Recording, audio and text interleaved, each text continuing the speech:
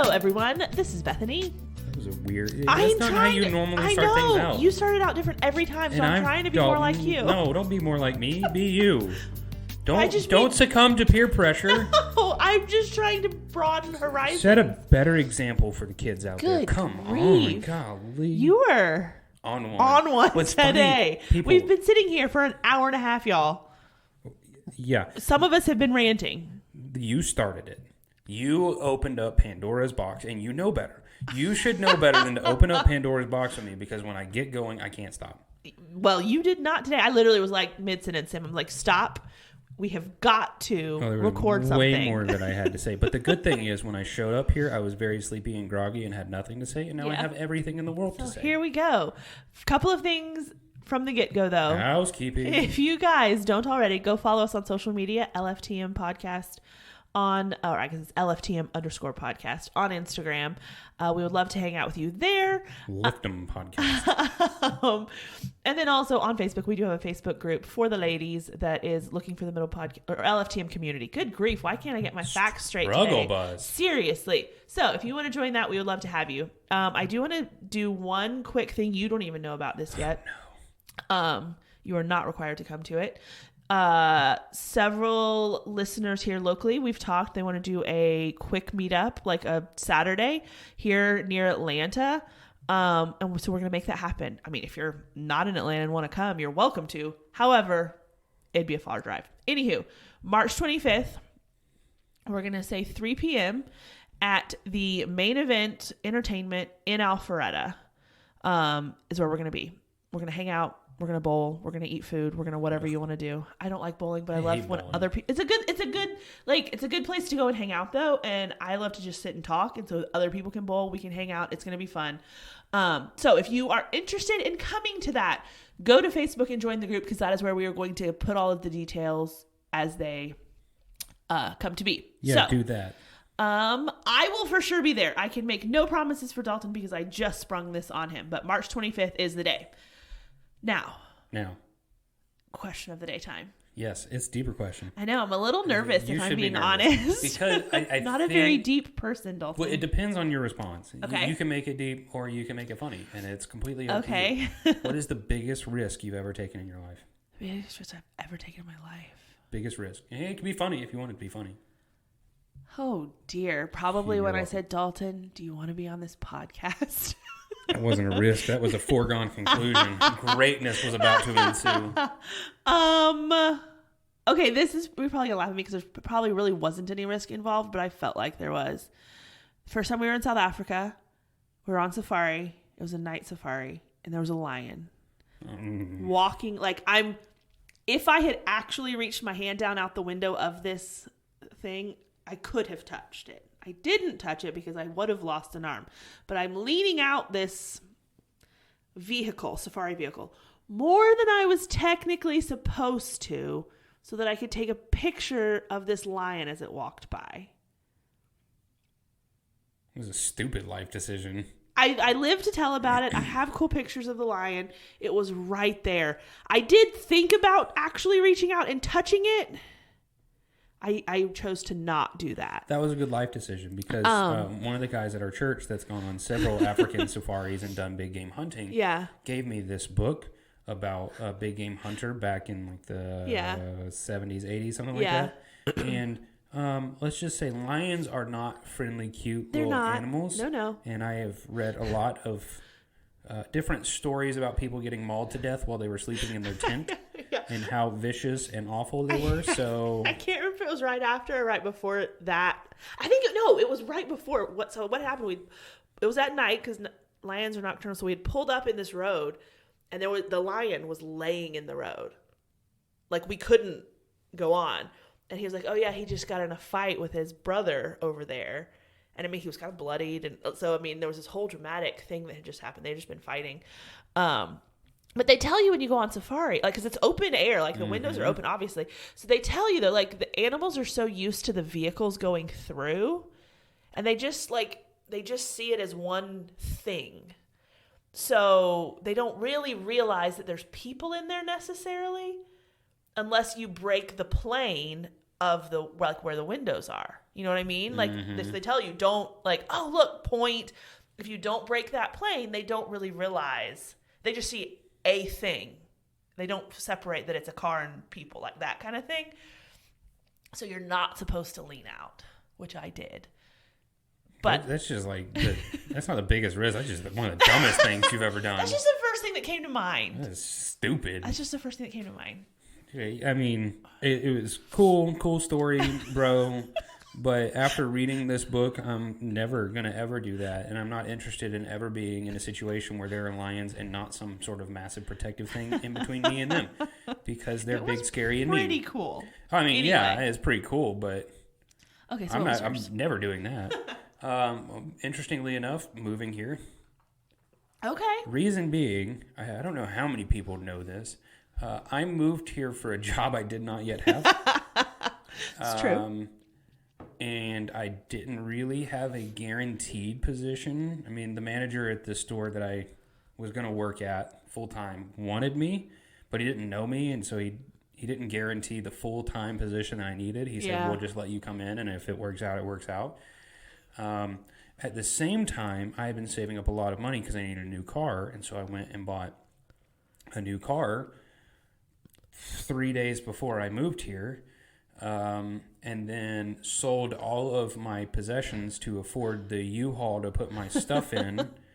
Like I literally got rid of couches and beds and desks and bookshelves. I came with my books, which my uncles hated because there were a lot of them, outdoor equipment, clothing, and that was it. Wow. Like, that's all I showed up with. And a big TV because, every man has a big TV. That's it. That's all I came with. So I mortgaged my entire life to come down here for something that was not guaranteed. You hoped would happen, yeah. Still financially recovering from that life decision. It's almost been 2 years, but it was a massive risk because I did not know what was going to happen. But I just knew Atlanta was where I was supposed to be. So whatever had to happen, I was going to make happen. It was very interesting in how some of those things played out. Because a lot of the questions I had from moving were answered last second. I was like, oh, okay, God's in this. I got to go. I'm out, y'all. Picked up and moved within a couple of weeks. I did not know it was that quick. Oh, yeah, it was a couple of weeks. Wow. Now, I had been contemplating it for a couple of months, but I didn't make a decision until a couple of weeks before I had to be gone. Oh, man. So I even told my apartment manager, I'm gone in a couple of weeks. Oh. Now, my lease had, God's timing was perfect because my lease was running up at the exact same time. But she was asking me, you going to re-up? And this was also the best apartment in terms of financially that I've ever been in. Seminary living, cheap housing is great. Light on the hill people, if you're listening, I'm so thankful for all of you that I did not know that well, but cheap living. Great. It was fantastic. But I told her, I'm not going to be coming back. I'll be gone in 3 weeks so you can fill the location. And then I told my store there that I was supposed to be moving up the corporate ladder. I'm leaving. And then I told all my friends, I'm leaving. And the church I'm at, I'm leaving.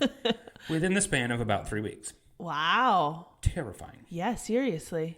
So it was a massive risk. Makes my lion look like a walk in the park. No, it doesn't. No, because this one was like important personal life issues, and then yours was also a life issue, but because you were leaning out of a car. Oh, dear. So, yes, this is where we're at. That's funny. Okay, so if you tuned in last week, we talked about not wasting your singleness. And there's kind of a part 2 that's related, but also unrelated. It's related in theme, but part 2 it's going to be very different. And that today we're talking about don't waste your dating. And I think this is going to be a really good conversation. Yeah, we'll see how soapboxy I get. Given the last hour and a half, I am concerned for all of you listening right now. I will apologize in advance for anything that might be said. So this was not kind of. I like to partially take credit for your idea, so I say kind of. I was going to say this is kind of your idea. It was fully your idea. So you want to just give us kind of a. So we'll break it down more, but like, what made you what was your original thought behind wanting to talk about this? So. because I think I put these two things together. Originally, it was don't waste your singleness, and then it morphed into also don't waste your dating. Yeah. Which we could morph it again if we wanted to and say don't waste your marriage. But we don't have much experience to talk about there. Yeah, well, we have the scriptures. That's good enough. Sufficient. Yeah. Don't ruin my joke. Good grief. For me, it's a struggle because I watch so many people live as if my life will be better when. Mm-hmm. So for single people, my life will be better when I meet someone. Yeah. For those that are in a dating relationship, my life will be better when I'm married. And married, my life will be better when I have kids. And those who have kids, my life will be better when I'm retired. And then no one ever says, well, actually, you'll notice older people will say, my life will be better when I'm dead. I think there's always this better when. Yeah. But we have this idea that we're going to live for that then. Mm-hmm. So life would be better when this happens, and so I'm just going to live for that moment. Yeah. That I'll start doing the things that I want to do or feel called to do when I get to this point in life where I feel like I'm better equipped and can handle it. And coming from the Christian ministry perspective, you see a lot of people, and I'm guilty of this as well, and we'll get into that throughout the course of this podcast. You see a lot of people just punt on what they're supposed to be doing in life. Yeah. And honestly being unfaithful with what they're supposed to be doing in life because they're just waiting on this ideal thing that they think is going to actually allow them to do what they're supposed to be doing, which in no uncertain terms is my favorite phrase, a load of crap. I love that phrase. It's fantastic. Or we can go like Isaiah and Proverbs and say it's stupid. You can pick. I have a lot of fun with that one. But there's so many people that are just wasting their life, wasting their skills, wasting their gifting, and wasting such a wonderful season that the Lord has given them because they're living for tomorrow. Yeah. So that was kind of the burden, the passion behind it. And we'll kind of parse all of that out. But that's why. Does that make sense? It does. It totally does. So, yeah, I agree with you. Well, it's an interesting thing to think about when you say, don't waste this, don't waste that. It's like, okay, well, we know the Lord is sovereign. So I don't know. So I'm just kind of thinking through, we know that. And so I think there can sometimes be a temptation to, well, God's in control anyway. And so you just kind of lean back a little and you rest. When in reality, yes, God is in control, but he has also commanded us how to live. And so your responsibility to do those things is not lessened because he's in control. So let's correct wrong thinking, because I think it's good that you bring this up to set the table for it. Because those of us that fall into the camp where you say the Lord is sovereign and in control of all things, which is where both of us are landing, and we're very honest about that. Very much so. You were not surprised by what I just said if you're a listener, unless you were a first-time listener, in which case, full disclosure, this is where we stand. We're not bashing other people. Nope. This is just where we stand. We just have to talk from our perspective, And we love you all. Yes. But there's so many people that will say, okay, if God is sovereign and if God is in control of all things, and if I decide to just kind of let life come at me as it will and do whatever I want to and coast, well, God was sovereign over that and it's okay, so I'm not wasting it. And we look at it and say, well, God's sovereign, so therefore I can't waste my life. Right. Here's the issue with that. Yes, God is sovereign. No, you are not. Yes. So I think sometimes we try and get in the mind of the Lord and act like we're the sovereign one in the situation and go, well, this happened because God was sovereign over it, and so it's okay. That's like saying that we sinned, but God was sovereign over our sin, so it's okay. If you take that to its logical conclusion, though, that's where you end up. Which is wrong. Exactly. God can do no evil. He can cause no evil. It's contra his character and contra his nature. I talked ad nauseum about this in sermons before. Recently, actually. Yeah. So you take it to its wrong conclusion, and that's where the human brain is troublesome because we have bad logic. We don't have God's logic. We have our own logic, and it makes no sense. It's not really logical. I was going to say, hold up. We try and run it to that conclusion, but that's not the case. Right. Yes, God is sovereign. No, you are not sovereign. Therefore, you cannot know the mind of God fully. You cannot know what God is doing behind the scenes. Your task is to be faithful. Right. I've quoted A.W. Pink a billion times, and I'm going to quote him again. His big line on the sovereignty of God and human responsibility, do what God has commanded, let God do what he will.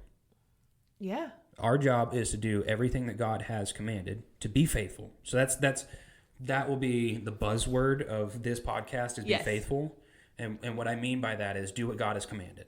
Yeah. So you have the revealed word. God has spoken to us. He has commanded us. He's instructed us. This is who you are supposed to be. And we'll parse that out in a minute. Yeah. But be faithful. Be faithful to the word of God and be obedient to him. Mm-hmm. That's going to be the big buzzword in this one. We don't have an excuse to punt on that. No. And use seasons of life, because they're not exactly what we want or they're not exactly as we expect, to punt faithfulness down the road. All under the excuse of, well, God was sovereign over it. Right. Stop it. Exactly. Yeah, that's what I wanted to kind of talk first about. Okay, when we talk about wasting something, what does that really mean? So, yeah, that's a good intro, a good foundation laid. So let's jump in. First place we want to start, if we're not wasting our dating. So we talked about this in singleness. We're going to talk about this in dating. We both have a big line of date with a purpose. Yep. So that's going to be our starting point. Yes. We both agree on what that purpose is. So you want to lay that out? Yeah. I mean, the purpose, well, I think there's the easy answer. One purpose is pursuing marriage. Yes. What's the ultimate purpose? Well, glorifying the Lord. Yep. I'm just saying the super quick. Chief end of man.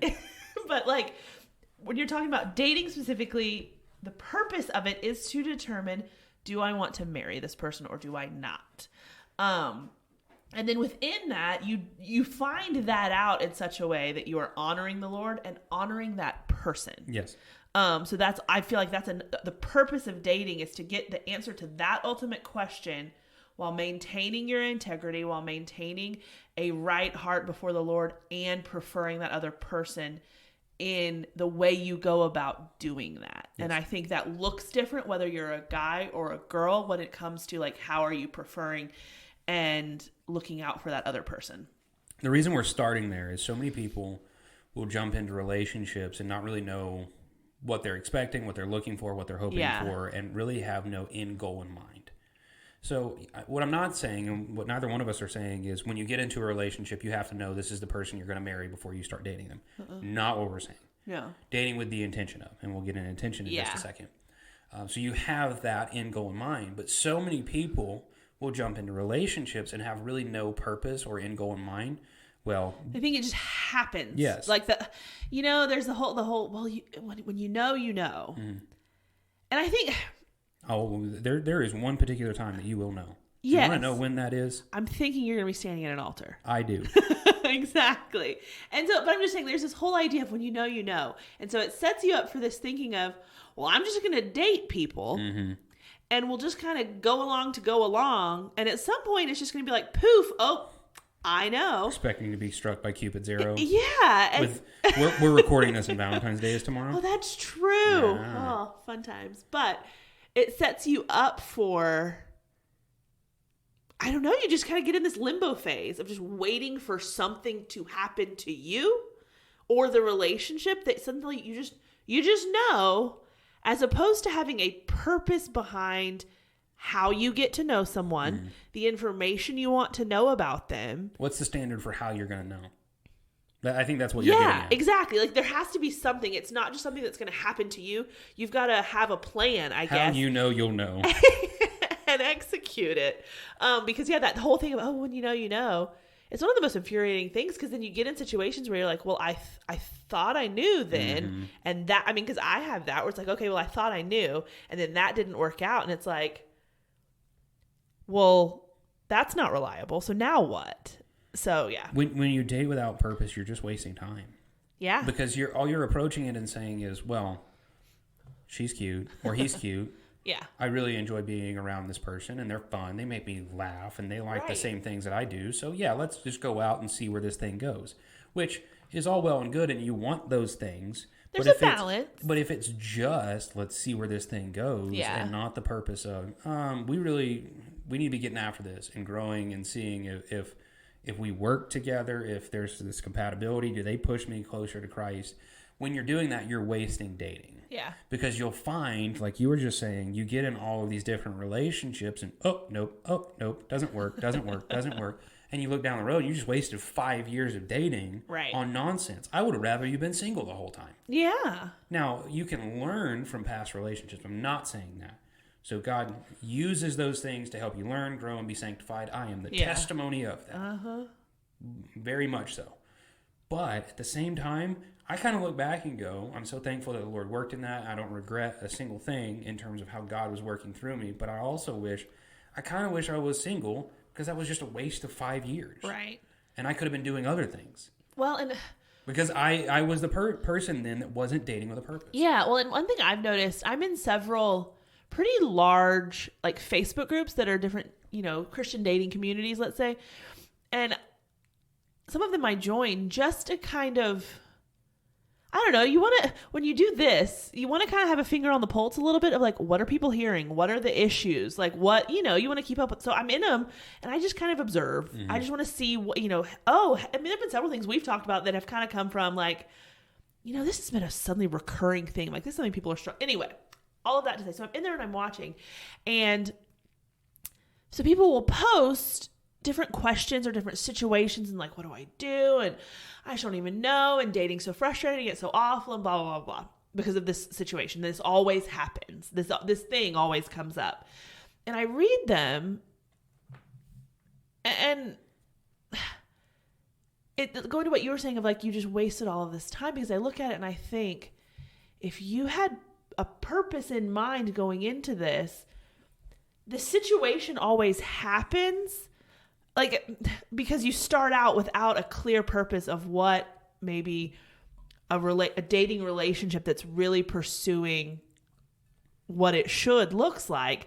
Because they ask, like, what should I do about this? And my answer would be, you should have never gotten to this point. Mm-hmm. That's what you should do about it. It's not how do I deal with this? It's get out of it and don't like, this was a non-starter. But if you keep like just kind of wandering through, this guy's really, really cute. And he says he loves Jesus. Those are the two where it's like, you shouldn't be 6 months into something with someone. And that's what it's based mostly on. And so, yeah, you would be better off to be single for that entire time. And practically you would be less frustrated if you had some purpose and intentionality behind why am I going into something to begin with? So, well, and that's again, the important distinction that we're making here is if you're purposeful and you date someone for a long time and it doesn't work out because it wasn't exactly what you felt the Lord was leading you to, they weren't exactly fitting your hopes and goals, which we've talked about before, having unrealistic goals. Last season, actually, we really hammered in that. That's not wasting your time. Because I look at some relationships that I've been in that it didn't work out. For whatever reason, either it was distance or issues going on in life. There was one time I talked to a girl for several months. Yeah. And it didn't work out because there were some issues going on, but she set the standard. Because in terms of godliness, Christian character, love for the Lord, I'm like, you set the standard. Didn't work out between us. That's okay. But now I have an even better standard of what I was looking for, and I will not go lower than this. Now, I'm not saying I'm looking for someone exactly like her, but in terms of character, godliness, and her pursuit of the Lord, absolutely set the standard, raise the bar, let's look for something there. Yeah. That's not a waste. No. That's a good thing. But then there's other relationships I've been in. We just have fun, and we enjoyed hanging out, and we were in the same friend group, so of course, naturally, it's going to happen. Nothing came of it. The only thing that happened was more sin. Like, I wasted time. Yeah. Well, and it's funny because my natural bent when it comes to dating is you start to see someone and I'm like, I want to talk about all the big stuff now. And I have had to work on not being overloading at the very beginning because that's what I want to do. I'm like, if this isn't going to work out, I want to figure it out now and not waste my time. Let's see if they can handle this. A little bit. I'm like, if he's the right guy, then it's not going to bother him. And blah, blah. Anyway, though. Hit him with a bomb and then he can handle anything else. So, so I tend to that if I want to figure this stuff out really fast. And, that never worked because it never worked. Mm-hmm. Like, it wasn't the right person. But, like, so then I had this time frame where I got frustrated. I was like, am I doing this wrong? Am I figuring this stuff out? And then we really don't even have fun hanging out. So what was the point? I'm like, so maybe I should figure that out first. So I spent a good 8 months, a year saying, you know what? I'm just going to take it a little slower from the standpoint of you don't have to know all this stuff on the first date. And you don't, but just kind of see if we get along. Do we mesh? Do we have fun? Go on a few dates, figure stuff out, and then kind of get to the heavier stuff. And that was awful. I didn't like it. And because I had this sense of, I just wasted. I mean, maybe in a month or two, but it's like, if I had just talked about this stuff at the beginning, it wouldn't have gotten to this place. And so I'm still torn a little bit from the standpoint of, is it that way because that's more my personality? I am not standing here saying this is the right and correct way and this is sinful. I'm not saying that. But from my perspective and for me, I have swung back to, no, I want to talk about the big stuff first. I want to figure these things out. And it seems to produce more fruitful interactions, even if I don't end up dating that person long term. The ending of it is much more, I was going to say much more satisfying. You know what I mean? From that perspective. It goes better is what you're saying. Yeah. So I think everything we just touched on is more of like the theoretical high level stuff. Yes. And we used two different terms within that conversation. One was purposeful dating and the other one was intentional dating. Yes. And we both kind of agree the two are very much related. Purposeful dating is kind of the goal or the theory. Yeah. Intentionality is the practice. Would you agree with? Yes, okay. I think so. Yeah, intentionality is more like, oh, hey, now I am dating this specific person. Now what do I do? So let's set the table. Here's what we're talking about. We probably should have done this at the outset. In terms of dating, we're not talking about going out on a few dates. Like, you're in a dating relationship. Correct. Yeah. Not just hey, getting to know you, seeing where this thing goes. No, you've DTR'd it and you're in a relationship. It's official, as they say. It's Facebook official. Yes. This is where you're at. You are in a relationship. Right. And so the intentional aspect now gets more into the nitty-gritty details of it. So we know we're purposeful. This is kind of the goal. This is what we're looking for. This is the standard. Right. Now what's the practice? Yeah.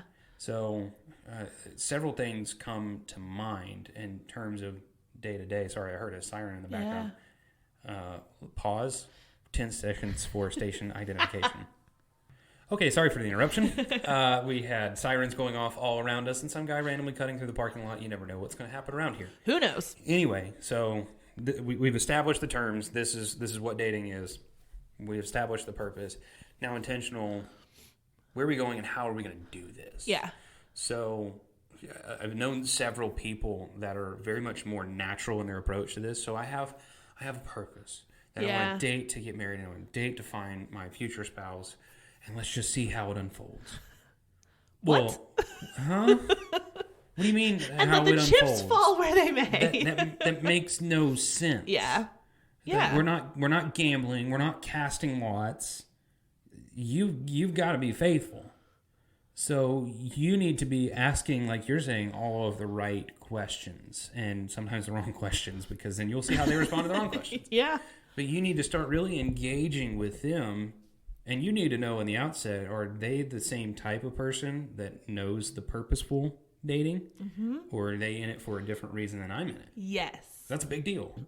If you're not on the same page on that one, you're in trouble. Yeah, that's what I was kind of thinking when you're moving from that dating with a purpose to now, okay, dating with intentionality with someone specific. That was the first thing that I was thinking of.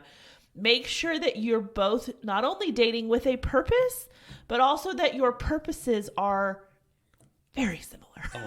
Aligned, if you will. Not perfectly aligned. No. But very much so, yeah. Nitty-gritty details. So in terms of intentionality, we talked about asking the right questions. What else would you look for in this of being, not wasting your dating, being intentional? I think for me, I ask questions, obviously. Mm-hmm.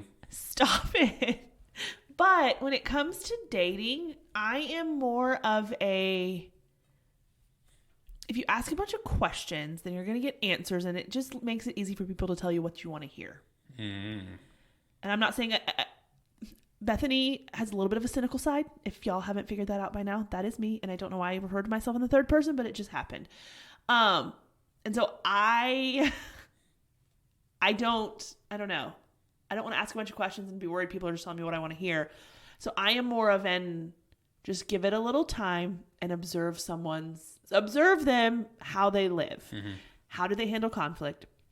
How do they treat people who, the old, well, how does he treat the waiter? Like, how do they live? How do they act after they've had a really bad day? How are they when you've had a bad day? Like, I don't want to say, oh, well, how are you when you've had a bad day? Tell me how that is. I want to see it. Mm-hmm. So that's where I come from. Yes, I ask questions. I want to know things, but I also think talk is cheap a lot of times. Yeah, you're definitely cynical. I know I am. There's some cynicism there. There is. I'm not saying I'm perfect. I'm just saying that's what I kind of default to. Yeah, I mean, questions are obviously valid. You got to ask questions to get to know someone. Yes. Maybe it's not the best to assume the worst in people. I know. I am working on this in myself. I'm telling you, I'm not. I know. We'll work on it. I know. We'll work on it. I think the other thing, too, with... Okay, so let's use an example. Recent history of things that have gone on in your life. Intentionality. You need to learn from situations. Yes. We just talked about this the other day, too. Yes. Learn from the situations that you're in. A lot of times people are not as observant as they should be. Correct. On the guy's side and on the girl's side. Yes. You need to be more observant. How do they respond in each situation? How are they responding to my family? How are they responding to my church and the things that I'm saying about my faith? How are they responding when I'm having a rough day and I'm not necessarily being the kindest person to them? Yeah. Are they returning in kind? How are they responding or interacting on a date? Where are they looking at on me? That's an important question as well. Like having these types of light bulb moments where you're looking for these things.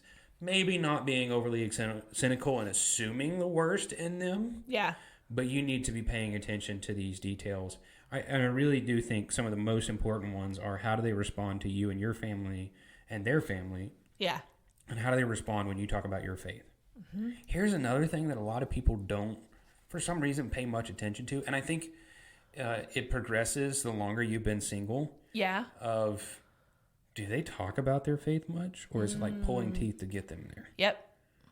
Yeah. Because I've seen so many people, I'm like, man, he just does not talk about his walk with the Lord. Yeah. And I think those are some of the best, I don't know, those are some of the best interactions. Some of the best relationships I have had are the ones where it's not like, okay, we're going to sit down and talk about our faith now.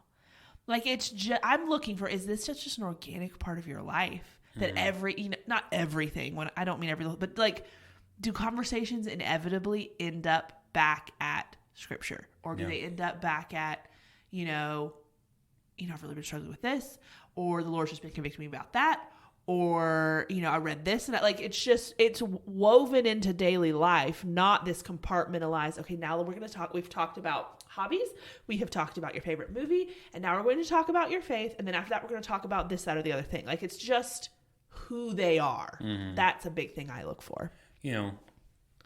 One of the interesting things recently, so I've talked with some people, gone on a few dates with some people in, I'd say, the past year. Yeah. Where there's a lot of green flags. Yep. I'm like, you love the Lord, you love the church, and for some reason it didn't work out. That's God's timing, that's God's grace, and I'm very thankful for it in whatever way.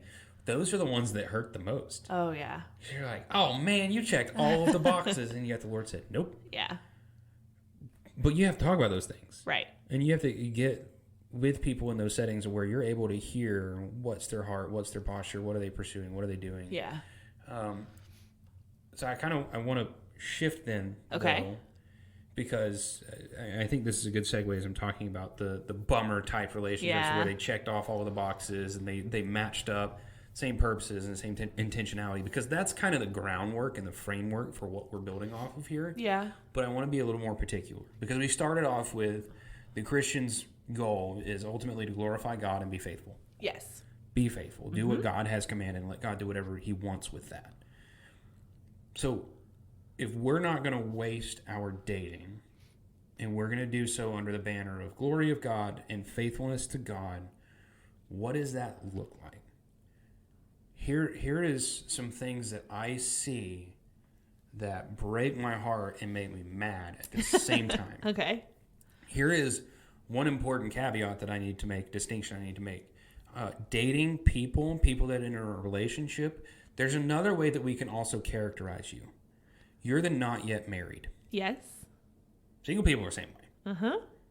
Now, you're in a different season because you have a significant other, but you're not yet married. Uh-huh.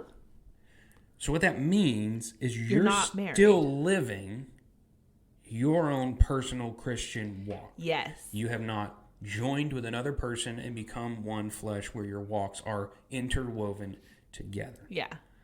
That's a huge, for me, you know, you have those things that you were talking earlier about checking boxes. You have those things that are the boxes you want checked that the other person knows. And then you have boxes that you really want someone to check that you're not going to tell them. And I don't mean in a deceptive way, but it's just those things that you're kind of like, okay, I really want to see how this goes. That one is a huge one for me. Mm-hmm. Now there's a side of it where I'm a pretty independent person and I just don't like to be smothered. But then there's also the side of it that is, I want to see, okay, we're in a relationship. How do you handle when I say, okay, I've got to go do such and such. I'll talk to you later. I'm not going to be, oh no, I can't. I'm not free tonight. I can't do this. I can't do that. Like, because like you said, I still have my own life. You should still have yours. And they have not been merged yet. Yeah. Now, is that a progression that changes as you move closer to marriage? Sure. But it's not marriage. Mm-hmm. And so that's something that but again, that's like, I'm not going to say, hey, this is really important to me. Right off the bat, because I want to see how you are, not how you perform at trying to be what I want you to be. But that's a big one for me is how do you handle still living separate lives while we figure out where we're going? See, I guess I'm more on the other side where I get so frustrated with those Christian couples that are so lost in one another's lives that they're not aware that there is a world going on around them. There's a time for that right at the beginning. Real short honeymoon phase. You're obsessed with each other, and then go back to that nonsense. I'm saying, I know. I'm just saying, I don't want people to hear that if you're like completely like you're like, oh, there's this person and I'm crazy about them, and for a little while it is.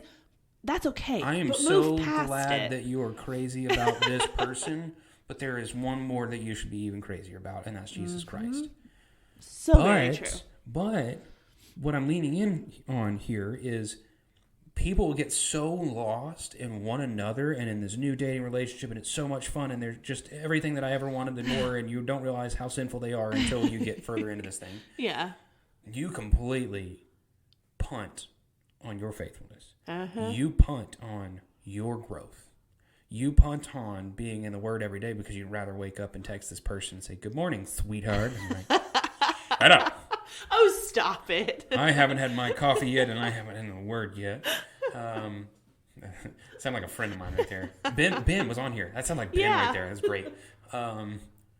You haven't spent time with the Lord. And before you know it, because you're so lost in one another, you've completely lost sight of your Christian walk. Yeah. Because you're so lost in one another, you've completely lost sight of pouring into the community around you. Because you're so lost in one another, you're intertwining your relationship as being the greatest thing that you have in your life, and it's not. Yeah. That is a dangerous place to be in. Oh, it is. I mean, I think you're doing a huge disservice to your spiritual relationship or your spiritual walk with the Lord. That's not a disservice, it's disobedience. So I don't want to mince words, but you get what I'm saying. Like, not only that, but it's also a huge disservice to your relationship in that you become this mutual admiration society or this echo chamber that's just obsessed with each other. And you're blinded to any potential pitfalls or red flag. Like you miss it. That's why it's so important to have community, whether that's family, whether that's friends, whether that's a pastor, whether it's just, an older lady or woman, whether, okay, whether it's just an older woman at the church or an older man, if you're a guy, someone who's pouring into you who can say, hey, be rational. Have you thought about these things? But if you are so completely absorbed in that other person, not only is your own personal walk with the Lord going to suffer, your obedience and faithfulness to the church is going to suffer, but you're setting yourself up to potentially for a relationship that might not be the best by not bringing others in. I'm not saying that's always what's going to happen, but you're not setting up a pattern that's going to necessarily serve you well down the road, I don't think. I kind of want to plant our flag here Okay, we're going to camp out for a minute. Stay here for a while. Okay. Because I think this is important. Yeah. And people, they don't realize that they're doing this. Yeah. But they put their Christian walk on hold so that they can have the things in life that they want. So, and I get fired up about this because I'm this way. Like, full transparency, yeah. I am this way. Something new comes along, and all of a sudden life is great, and I'm having a lot of fun, and I'm really happy, and so things are going well. What happens when it stops going well? What happens when life gets hard? I'd say the same thing to married people. Like, the honeymoon phase is real for married people. The first year is great, and you're starting to really enjoy spending time with one another, but all of a sudden you're starting to also learn one another, and you realize, oh my gosh, I've married a sinful person. Oh my goodness, why did we've no got one problems. tell me this? Why did no one tell me this?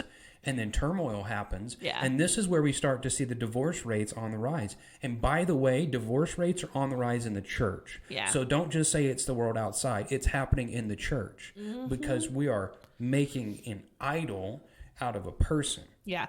And that's where I think, so you're talking about intentionality. Okay, so then maybe the focus should be more on, does this person stand for something? Can they make a commitment to something?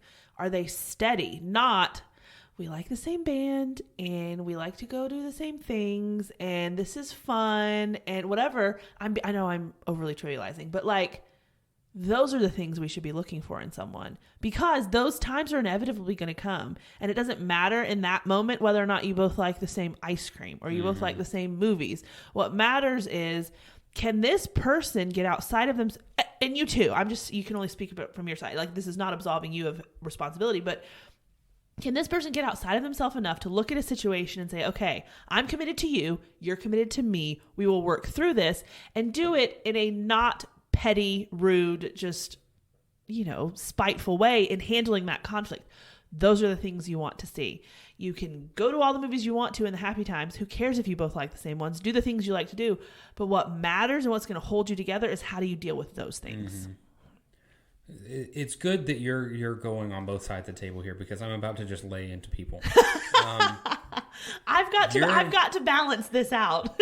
Yeah, you need to balance this out because you're talking about your significant other, the person you're dating, as well as yourself.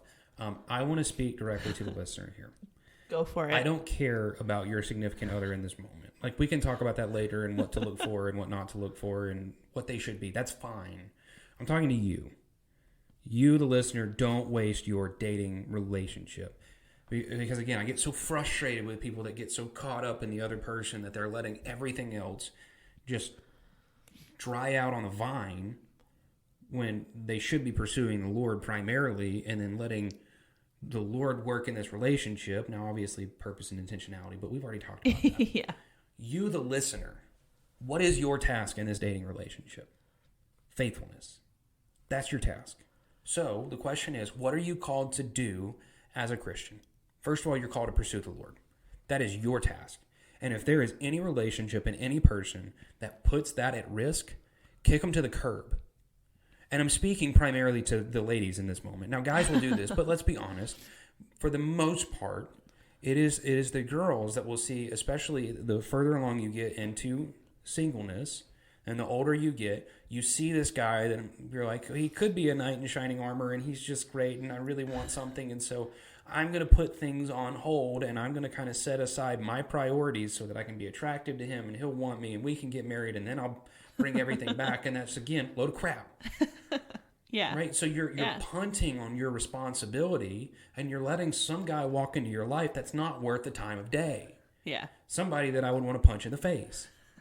And there's several people that Bethany knows that she's talked to that I want to punch in the face. Yeah. Because she shouldn't have given him the time of day. Now, part of that is you had to figure out going down the road. Yeah, you gave him a little time. You did the right thing, and great job.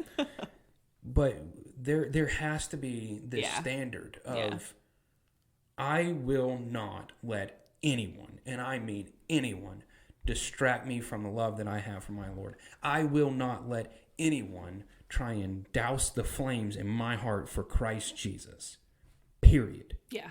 Nothing can get in that way. And again, I'm saying this as the person that will do that. I get caught up in things, and I get caught up in life, and good moments in life and bad moments of life, and I let that affect my walk with the Lord, which is awful. And I'm confessing that to you now. It's a good thing for everyone to hear. Mm-hmm. We're both really not great people. Very much not. but Christ. So don't waste your dating in the sense of stop putting things on hold so that you can have what you want instead of pursuing what you need. Yeah. So that's the first thing. Mm-hmm. You need to be pursuing the Lord. And so many people put that on hold and say, well, I'll just pick it back up when we're married. Yeah. No, you won't. Yeah. Stop it. Yeah. So you, the listener, don't let anyone distract you from right worship of your Lord and Savior, from pursuing Him with as much energy as you can muster. And when you can't muster enough energy, pleading with Him to provide the energy.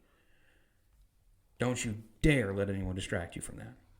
So that would be the first thing. This is me laying the hammer a little bit. Seriously. Any comment on that before I... Nope, I'm good. So that's the first thing is right pursuit of the Lord. You need to be in the Word every day. You need to be pursuing the Lord in communion, in prayer, and in fellowship with the local body. And you cannot have anyone distracting you from that.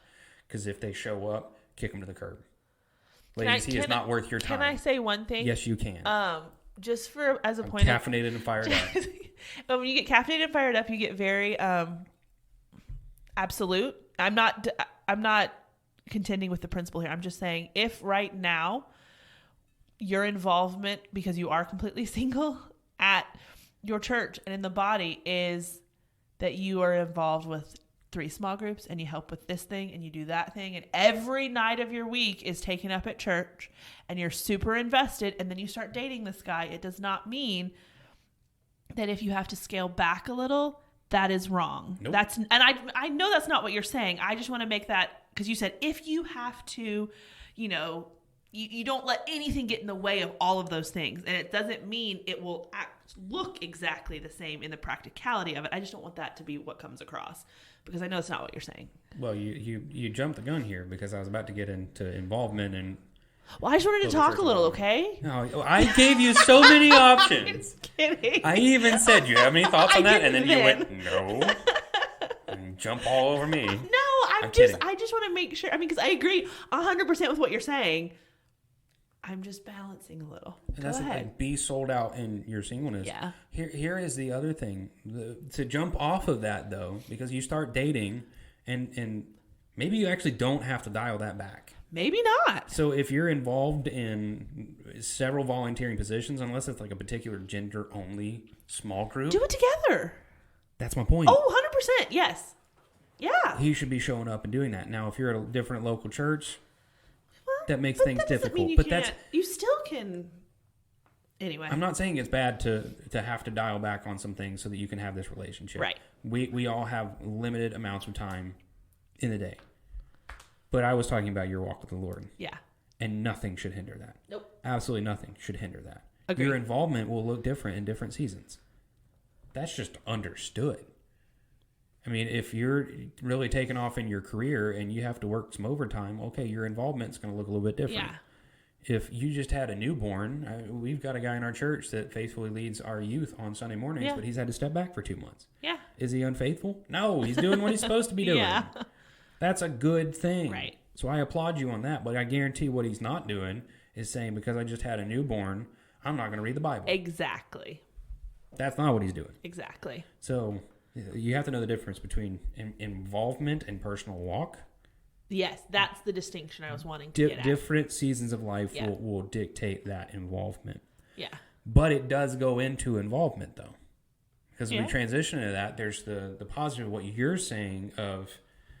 Even if you have to step back a little bit from being just fully sold out and involved in everything, that's okay. The other end of the extreme are those that say, well, I'm in a relationship now, so I have to step back from everything. No, you don't. What? No. I think you have to be careful, too, because you're going to end up you're going to outpace where the relationship actually is. I think it's good for you to have separate things, especially early on. Just for the sake of everything could be great, and you two could end up getting married. That's aside from that, I'm not saying, if you're not sure, then don't do this, but that's not an appropriate level of involvement with that person at that time. So there needs to be some separation there. I think that's wise. Yeah, you need community around you. And when you get married, you're also going to realize you need community around you. And very much so. You're going to need guy time. Now, guy time is a little bit different than what it might have been in singleness. Sure. But you're going to still need that. You need the accountability and you need the community. And that's okay. Yeah, don't run it to both extremes, right? There's always going to be extremes, and we're always looking for the middle here on this podcast. Great. But I just see so many people, as we've titled this, wasting their dating relationships, where they punt on their personal walk with the Lord, and they punt on their involvement in the local church and act like things will be better when they get married, and it's not. No, you're setting patterns now for what things will be like then. So yeah. Okay, I have two kind of like other points, thoughts, questions, but I don't want to shortchange your soapbox. Okay. So here's one question. I think, and I don't necessarily have an answer, so this is just going to be discussion time. When it comes to not wasting dating, I think there is a time element to this. And this is a question we get more than anything else, is how long should this take? So we're talking from the standpoint of, okay, we know there's things we want to know about each other. We have to figure these things out. But it's like, okay, well, we don't want to rush it, but we also don't want to wait too long unnecessarily. So there's not a magic bullet answer, but what would you tell someone when it comes to, okay, how do I know? Like, you want to give it enough time to see patterns in this person's life, but you don't want to just drag things out. 7 months, 12 days. Stop it. 15 minutes and 32 seconds. Don't be annoying. I mean, there isn't a magic number, I know, obviously. yes. There's so many caveats and distinctions that can go into that it's tricky to answer, because you can go into, well, if you're younger, are you in college? Right. How do you want to handle that? Yeah. And what's the pressure of the parents? Because a lot of times that can be a big part of it. I think you just kind of know. Yeah. The Lord is gracious enough to allow us to just know. Yeah, I think there's an element of when, I don't know, there's an element of if you're in a relationship and you think about, oh yeah, getting married, if you're like, there's a part of you that'll be like, it'll be stressful. If you're not really, you're like, I don't know. But you get to a place where you're like, okay, yeah, I know all the things I want to. But I always go back to that, and we harp on it so much, but it's because it's so important, and it's one of the biggest things I think people need today is have your community involved. Mm-hmm. Have them observing your relationship. Be in conversations like separately. That when I say have your community involved, I don't mean the two of you with the same people all the time. People who know you, people who know him, both of you seeking counsel and accountability and the thoughts of those people who know you well outside of a relationship and can say, hey, there's this thing with them, or you're acting this way. I think you need to give this some more time and just see how it plays out. Mm-hmm. Or they're like, check, stamp of approval. Like, have those people, know who those people are, whose wisdom and counsel you trust on other things, who know you well, who you would seek out and say, I need you to pour into my relationship and to observe, and I want your, not seal of approval, but seal of approval for lack of a better term. That's where I always end up going. So I think community is really big part of this, because you can reach a stalemate if you're not careful. Yeah. You're like, all right, this is about as far as we're going to go, and I can tell it's not going any farther, so what do I do now? But you're so invested in it, you just perpetuate it. So it is important for community to speak into that and say, okay, we see this issue, this issue, this issue. You need to work on this before you really pursue marriage, or what's the hold up here? What's the hold up, people? But what happens, and you see this a lot playing out, especially, I think the girls fall into this more than the guys do. Yeah. Of, okay, well, I'm kind of ready. Yeah. And I feel like it's time, but he's not asking me. He's not doing anything. Yeah. Why don't we just talk about it? Yeah. I mean, seriously. Well, yeah, it's like people don't talk about, should we get engaged? You want to be like, I get, you want some people. You want the proposal to be a surprise. Yes. But you don't want it to be a surprise that you're getting engaged. Well, what's funny is, so my sister and brother-in-law talked about getting engaged. Like, they both knew they were ready for it. And my sister knew it was going to happen on a specific trip. Not because he told her, but because he's not that clever. And she overthinks everything. Yeah. So she had it figured out. Yeah. I actually helped plan the engagement. So I talked to him, and we really threw her off his trail because we planned a couple of things that she thought were going to be special and weren't it. And then we were very clever to throw her off the trail. But they talked about it. Yeah. And they knew we love one another. We know this is where we're supposed to be going. We're going to get engaged. There are some details that go into that in terms of, well, you got to get a ring and you need to have enough money to get their ring. I don't care what kind of ring you get. As long as you two are have good. To purchase one. you got to buy one. Unless you want to go get a washer from Lowe's and just say, here you go. But guys, not don't do recommended. That. 10 out of 10 do not recommend.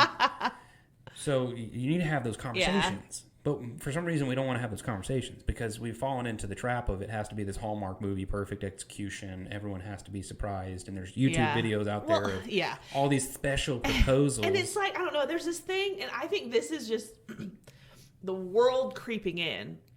Because it's like, now granted, I'm not talking first couple of dates. No, please don't do that. No, I'm not saying that. But what I'm saying is it's almost like, because there's all people, you play all these games in dating, and it creeps in from the world, and it's like, it's almost like everyone wants to keep it a secret that they're dating to see if they want to marry this person. Don't talk about it. No, we're just dating. We're not going to, like, going back to the beginning, what is the purpose of this? Guys, let me just say really quickly, this is not allowing you on the first couple of dates to look at the girl and say, God told me to marry you. No, this is not do okay. not do that. But what I'm saying is, it's like, okay, establish that you're both going the same direction as far as what your purpose is. And if the purpose of that is we want to see if the two of us should get married, then talk about the things you need to talk about to determine should you get married in the context of, I need to know these things about you before I want to marry you. So then once you've got those things talked about, it's like, okay, now we're going to move towards getting engaged. But like, it's almost like this game we play of, oh, well, I don't want to talk about stuff too soon, or I don't want them to think that I'm like too far gone. Establish what your purpose is and work towards it. Not hope that by the time you get to the end, you both are going the same place. That's not how this works. Consistent and right communication. Yeah. Communication covereth a multitude of sins. Absolutely. That's how that goes. If you will learn to communicate with one another and speak your mind in a gracious and humble way, it will pay you so much in the future. Yeah. It's so good for you. But for some reason, we just don't talk about it.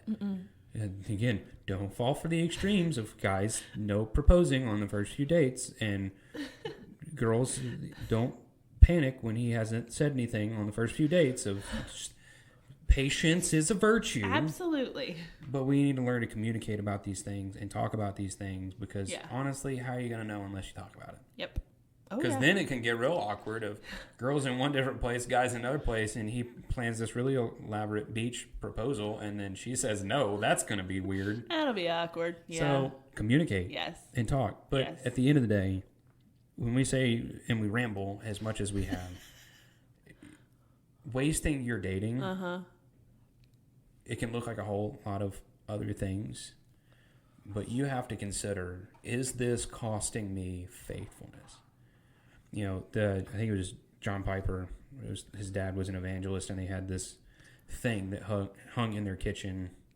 And it's talking about your task is to glorify God. And there was always this question that his parents would ask him when he was considering what he should do and if he should do something. Does it glorify God? And if no, it's not worth doing. Like at the end of the day, that's the goal and that's the task. So if your dating isn't glorifying God, it's not worth doing. Walk away. Yep. Don't use dating as an excuse to bypass your Christian walk and to bypass hard life because you're following Christ. This life's not going to be easy. Dating is not going to be easy. But our task is faithfulness. And at the end of the day, you're going to have to entrust everything that you do to the Lord and saying, I have been as faithful as I can be. Do with it whatever you will. Yeah.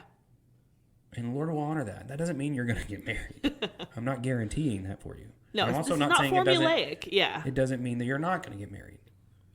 God's going to do whatever he wants to. Yep. At the end of the day, just be faithful. Don't waste your dating relationship. Yeah. Closing thoughts? I think you closed it out well. I talked a lot this episode. I'll let you talk more next episode. Thanks. That's so kind of you. I gave you so many opportunities, and you didn't take them. Your fault. Do you guys see how everything goes around here? It's always my fault. I just want this to be on the record. Yeah. When they're good ideas, they're yours. When they're bad ideas, they're mine. That's not accurate at all. You tried to claim credit for my idea earlier. I know. You literally admitted to it. Usually. I want everyone to go back to the very beginning of this podcast and listen to Bethany trying to claim my idea as hers. I don't have good ideas often. Everyone around here knows it. I deserve credit when I have one every 3 years. Okay. So there's your one. This episode was your one. Mark it down. You're not going to go with it. Oh my goodness. Anyway, guys, so we will close it out there. Dalton closed it out so well. See, I can say nice things about you. Whatever. You're just trying to cover up your tracks here. Am. So now, come back next week. We are going to be talking about why missionary dating is so dangerous next week. So, that's another one of my soapboxes. Check back in for that. We will talk to you guys next week. Until then, I'm Bethany. And I'm Dalton. And this is Looking for the Middle.